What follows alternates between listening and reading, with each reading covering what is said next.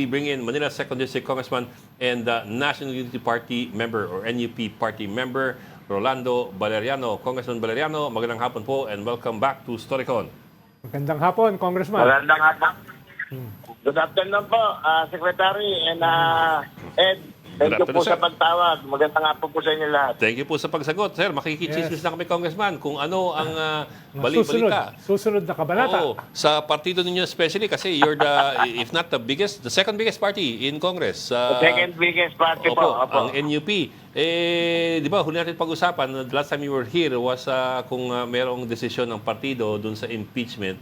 Meron na hubang desisyon ngayon na pinagbotohan ng Justice Committee itong impeachment. Ano, Kong, yung misa kasi lumalabas sa media, iba-ibang posisyon ng NUP eh. Ano ba talaga yung totoo? Totoo naman po. Kasi nagkaroon po kami, yung huling usapan po namin sa post today, it will be a conscience vote. Pero nagpapatawag po sa May 5 ng meeting si Chairman Ronnie Puno namin, si DS Puno, para kasama yan sa pag-uusapan natin yung tungkol sa impeachment.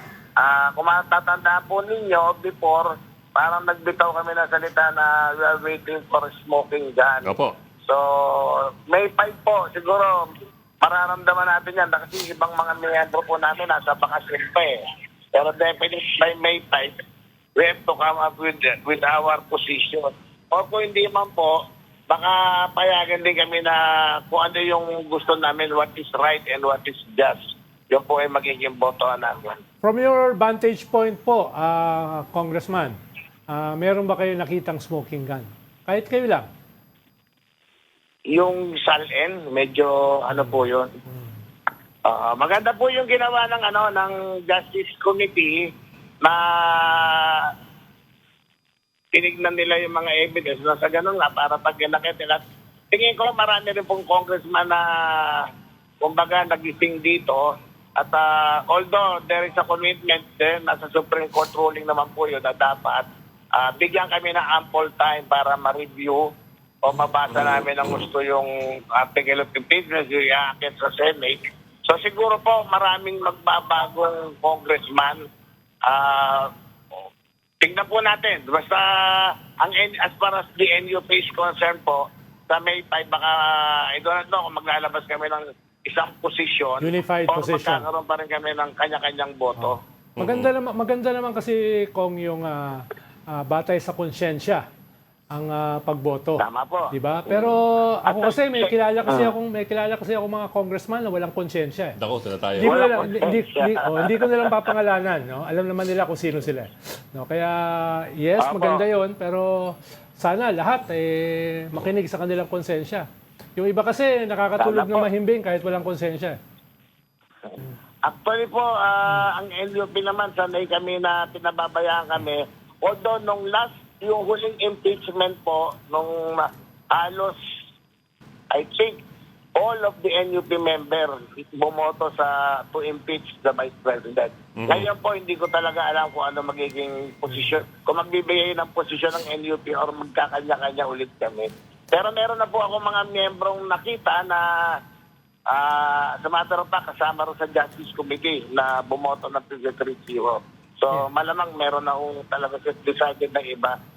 Oo, dahil sa mga botohan sa Justice Committee, halos unanimous naman ang boto nyo as a party. Some of them were NUP members like the Senior Deputy Majority Floor Leader Nonoy Defensor po, isang NUP member. So, Defensor. kasama sa bumoto 53-0. Opo. Dahil mahalaga yan. Mahalaga yan, Kong. Isa sa prosecutor. Okay. Ilan ho ba yung Justice Committee members na NUP rin? More or less. Na NUP, not less than 5 po. Marami rin. More than 5, I think more than 5. Yung si Adbincula po, isa kasama po sa amin sa NUP at nakita ko bumoto rin siya. Sa amin, more dalawa. than 5 po. Okay, Opo. kasi unanimous naman talaga yung boto sa Justice Committee. Ang magiging tanong po, di ba, unanimous yung boto sa Justice Committee. Paano kung ang partido on Tuesday, hypothetical lang, paano kung ang partido pagdating ng May 5 sa Tuesday, magdesisyon na hindi susuportahan yung impeachment, di maiipit yung mga bumoto in favor of probable cause dun sa Justice Committee ng NEP members. Alam niyo po yung huling meeting namin, hatiin na po talaga NUP, merong susuporta, so merong hindi. Kaya initially po talaga naglabas kami ng statement na magpo-conscience vote kasi para hindi rin ho maipit yung kagustuhan ng mga miyembro. So I do not know by May 5 po kung maglalabas kami ng posisyon, pero siguro doon din po mapunta kami sa conscience vote talaga rin. Kung ano yung meeting sa May 4? May meeting sa House kasi tungkol sa impeachment. Anong meeting yon? Justice Committee ba yon? Hindi ko po alam. Okay. Justice Committee po yun. Mag-meeting May ng Justice 4. Committee. May Yung May 4. 5 po, meeting ng NUP, yung kami po yun, mga miyembro. Tapos sa Kasama po sa agenda namin yan. Yung articles of impeachment ata tapos sa May 11 sa plenary na. Sa plenary na po, pagbobotohan na. Kung, teka, balik dun sa tanong kanina ni Ronald, kayo po, kung kayo po ang tatanungin, tingin niyo ba may probable cause? Kung gusto niyo lang sagutin, kung sa tingin niyo may probable cause nga doon na lumitaw sa Justice Committee hearings. Kasi, in a way, you started talking about it, pero hindi po kayo tumuloy doon sa Salin, for example. Ano nakita niyo sa Salin, tapos doon sa bank accounts or sa bank records pala, bank transactions, at doon sa threats against the President and Vice President. Did you, by any chance, see that there is any probable cause to impeach the Vice President? Hayaan niyo po kasamang Ed at pagdating sa May 5. Naniniwala po ako sa May 5 dahil sa lamesa ko na rin yung article of impeachment. Babasahin ko ng buong buo yun at sisigurin ko sa inyo na ako yung boboto na ayos sa tama at kung saan yung sa tingin ko makakatulong. Okay, that sounds reasonable naman. Yeah. But how many days do you think congressmen should it take the congressmen to peruse the results and make a decision among themselves?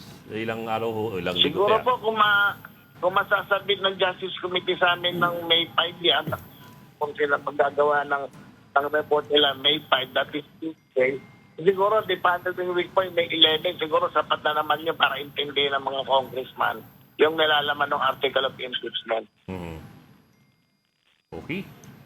Okay, Igabok. Meron pa para kay Congressman? Okay na ako.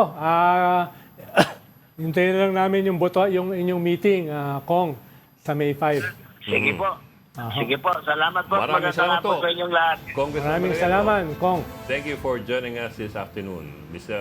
Congressman Rolando Valeriano ng National Unity Party, the second largest political bloc in Congress. Ilan sila? 43 or 53? Around 40 plus. 40 plus, okay. Around 40 plus. No less than 5 of them are members of the Justice Committee that voted unanimously in favor of Yes. probable cause.